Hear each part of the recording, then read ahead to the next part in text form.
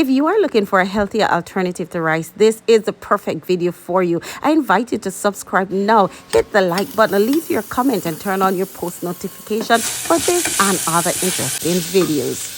Oh, hi there, everyone. This is Jamaican girl, Norleen. So in the pot, in 2 tablespoons of olive oil, I've added some chopped onion, garlic, and the ginger. I stir fry this, guys, and then I add a cup of coconut milk, a cup of vegetable stock, a can of green pigeon peas, guys. Next to that, guys, I add a teaspoon of dry herbs and spices, some mixed spices, some garlic salt, some green thyme leaves, guys, and I cook for 10 minutes. Now, after 10 minutes, guys, I add some bell pepper and I add a cup of washed farro. Now, guys, if only you could have smelled this kitchen, oh, it smells so good already.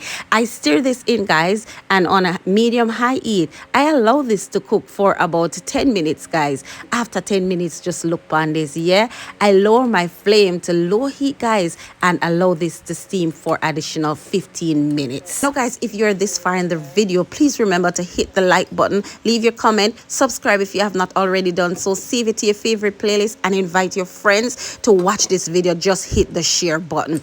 Now, guys, farro is good for you. It's a great rice replacement. It's rich in fiber, protein, magnesium. It's good for heart problem. It's good for diabetes people. If you're studying, guys, this good for improve your brain power. Now, guys, see it there? It look good, smell good, taste good, can't done. There it is, guys. It's once again another of my mother's favorite from my pot, my kitchen, onto my daughter's table. Now, guys, I pair this with 2 slices of snapper and some steamed vegetable, guys. Now look for all of this goodness ready for dig in. Nice can done. It was my absolute pleasure doing this for you. Thank you so much for watching. I'll see you next week.